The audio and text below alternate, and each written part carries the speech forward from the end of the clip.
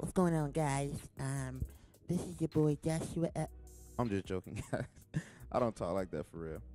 What's going on, y'all? My name is Joshua Alphonse, and you are watching Freedom with Crypto. Today, we're going to talk about what is Bitcoin and cryptocurrency. All right. Hopefully, this video will help you to change your mindset about money. All right. Money is not all about just having it in your hand. I know that sounds kind of weird, but we've been grown into money having it in our hand, and hopefully this video will change your mind. Like I just said, I know I just said that twice. Did I just say that twice? Yeah, I just said that twice.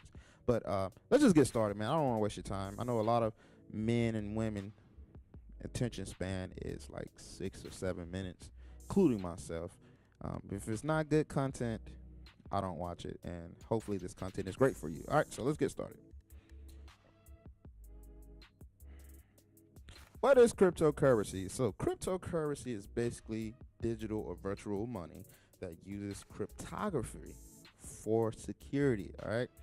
Cryptography is a method of storing and transmitting data into a particular form, guys, so that only those for whom it is intended for can read and process it. So basically, some guru out there created Bitcoin, or yeah, because Bitcoin was the first cryptocurrency created. So some guru created Bitcoin with all these different codes and algorithms and say, you know what? What if I change this into money? What if people buy into this code and use it as value like money?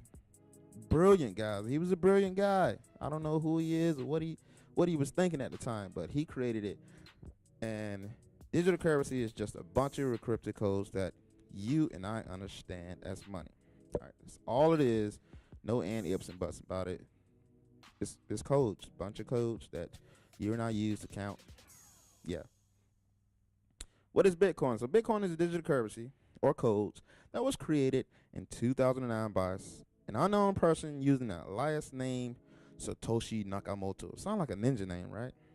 So apparently this guy, he was like Japanese or whatever.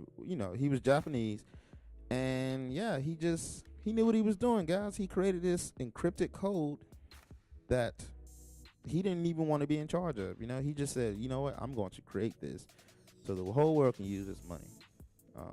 So when he created it, he used the blockchain technology. All right, that's basically the way it's transferred. All right, so when you transfer this money, you know what? Let's just go to the next slide before I say that.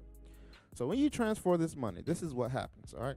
Pretend like the complete transaction is you. This is me up here. And I want to send you, let's say $1,000, all right? All right, this is Joe. Let's say Joe, I want to send Joe $1,000. So what happens is when I hit that send button through cryptocurrency world, right? It creates, I go into my computer. So when I send that money, my computer go into the world of cryptocurrency. All right, my computer begins to be used as a node. So my computer go into the network of nodes. All right, so I am a node once I send that money, and what happens is thousands and thousands of transactions is moving from computer to computer, from algorithms. You have these algorithms that helps to confirm that my money, my $1,000, is going to Joe.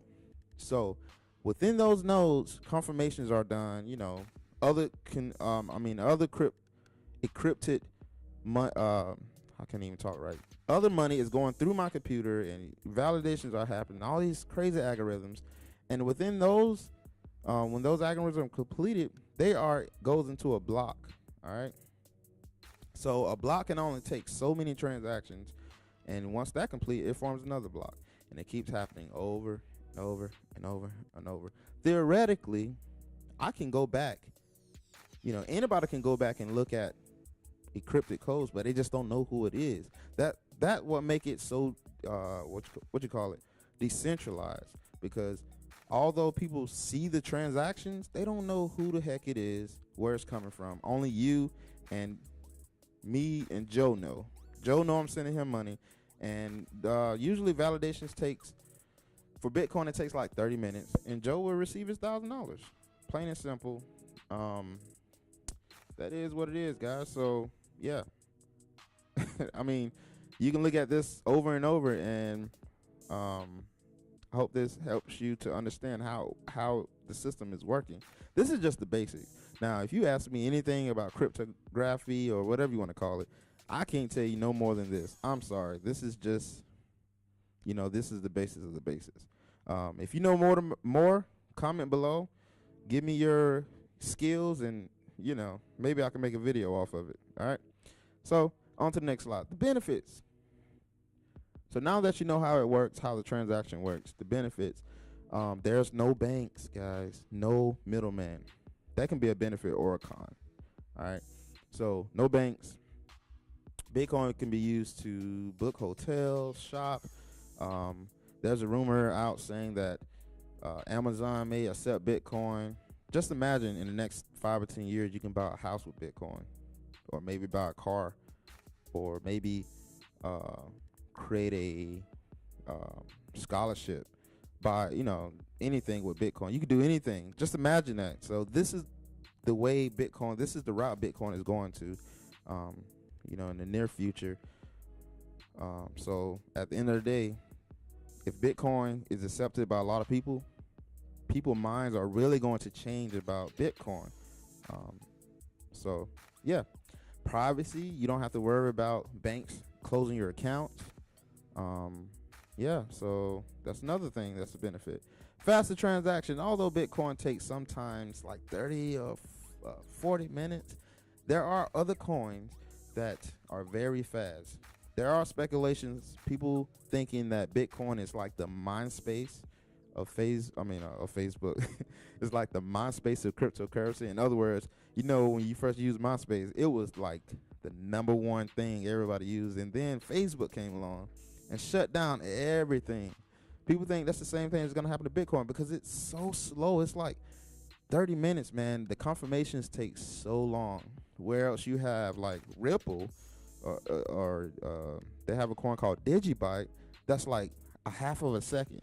All right, so that's another benefit. Faster transactions, high profits. There's a strategy you can do, such as accumulate coins and hold it. You can do day trading. You can lend, which I am doing right now. Affiliation programs, which I am doing, and mining, which I'm going to do in February. So there's multiple things you can do. Those are the basics. The basic what? 1, 2, 3, 4. Yeah, 4. 1, 2, 3, 4. No, 5. Those are the basic 5 strategies that you can do to make profit, guys. And when I say profit, I'm not talking about pocket change. I'm talking about thousands of dollars if you know how to do your homework, do your due diligence, and learn. Look at news and see which coins that basically have a great purpose and it's going to rise in the future. So if you do your homework, you can make a lot of money in this, and you can also lose a lot of money. Don't get me wrong. You can lose a lot of money in this if you don't know what you're doing. All right, transferring your profit into actual cash. People have been this is the #1 reason why people haven't joined right here, because they think they wonder, can I transfer this back to cash? Yes, you can, people.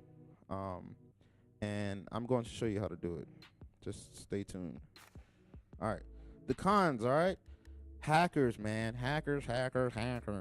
Stealing money from online wallets, online exchanges, desktop wallets, phone apps, and etc. So you got to watch where you're going.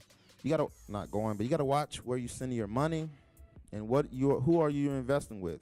I highly suggest that you buy a ledger, guys. This thing right here, this is a offline wallet. Basically, when you buy Bitcoin or any other coin, whatever coin they accept, you can take it offline and store it in these gadgets. This is basically like a flash drive, but only for cryptocurrency. All right, so you can take your money and store it. I have this one right here because I like it better. I mean, they have like a scrambler on there that every time you log on, you have to go buy a scrambler to put in your password or whatever. So it's pretty secure. But yes, buy you an offline wallet. All right. Let me get back to the slides. No regulations. That's another con. All right. One regulation that came out in the United States is the IRS basically said that whoever transfer money, digital money back into USD value, and it's over $20,000. Guess what? You have to pay your taxes. And the thing that really sucked about this is they went back. They just said that in 2017, right? They went back into 2014 and 15 and said that, hey, if you made over $20,000 in 2014 and 15, you have to pay all that taxes back. Wouldn't that suck if that was you? If that is you, man, I really apologize. I don't think the government should have did that. They should have started like in 2018 or something. Gave people a warning, but IRS can do what they want. Uncle Sam is Uncle Sam. Just got to abide by the rules. And do not be a law-abiding citizen, man. A lot of people trying to figure out how to do that. But don't do it. In the long run, IRS will catch up with you. I promise. All right. Next, fake initial coin offers. So basically, initial coin offerings is, just say, for example, a company come out and say, hey, I got this coin that's going to be for gaming. All right. I'm going to give you an opportunity to invest in this coin ahead of time. So that way, when it comes out and it goes up in value, you will make money. Well, guess what? You got people that's creating these beautiful apps, these beautiful online websites, saying they're about to come out with this great coin. And as soon as everybody invests, they disappear. You're like, man, what happened? Why is the site down? What's going on? That's because they were fake. They were scamming you into buying into their scam. It sucks, but you have to do your homework. I have invested into ICOs and I have lost money, which really sucks, but luckily it wasn't a lot of money. And yeah, so just do your homework, guys. I can't stress that enough. A lot of people go off what other people say. Stop doing that. Do your homework. Read. You have to read. If you don't like reading, yeah, this is not gonna come out good for you. Now, there are sometimes people who invest in ICOs. It was legit, and they made a lot of money. People have bought houses and quit their jobs by investing in ICOs. But you have to do your homework. All right, stop depending on everybody else. Also, medium to high risk investment. As you all know, like I just said, it's not regulated. No country. I haven't heard of any country regulating Bitcoin or whatever the case may be. So it is a high to medium risk.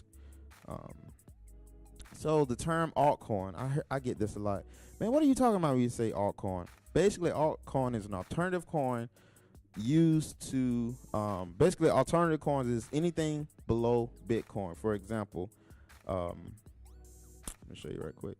So this is the coinmarketcap.com, where everybody go to look at the values, right? So Bitcoin is number one. Anything below that is considered an alternative coin, short version altcoin, all right?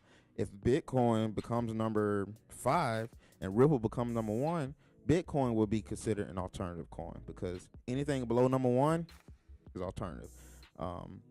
Ripple, that's a great alternative coin because, like I just told you guys, the bank, this is the only centralized coin the government is controlling right now. So in November, today is December the 31st, right?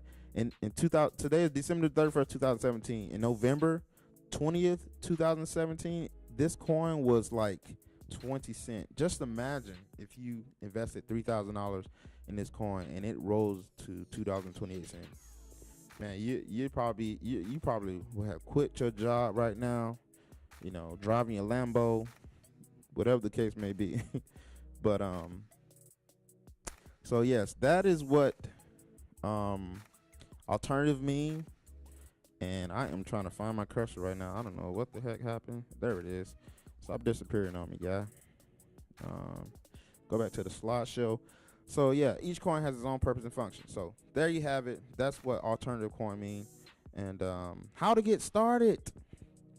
All right, this is how you get started. Go to Coinbase, guys. Go to Coinbase. I'm gonna show you. I'm not gonna log in because I don't want to wait this. I don't want to have this video longer than what it already is. So just go to Coinbase. They're gonna ask you for. I thought this was weird at first. They're gonna ask you for your license or passport. That is for top security purposes and for, believe it or not, tax purposes. If you make over 20,000, guys, sorry, but go to Coinbase, log on, register, and from there you can buy Bitcoin. You can buy. I think the only three is Bitcoin, Litecoin, and let me show you. So I think Coinbase only do Bitcoin, Litecoin, and Bitcoin Cash and Ethereum. So that's the only four they do.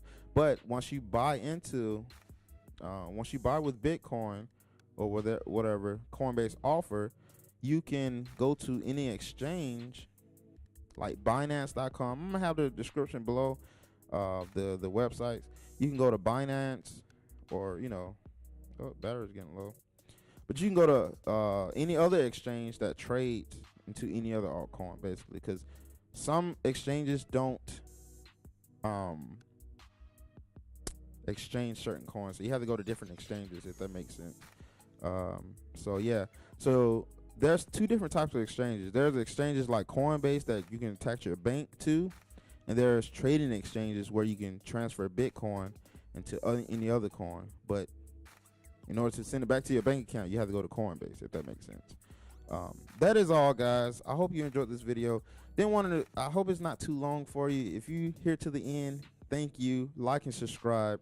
But that is the basis of Bitcoin and what is cryptocurrency. And before my computer died, I hope you have a great day and happy holidays, and see you on the next video. Out.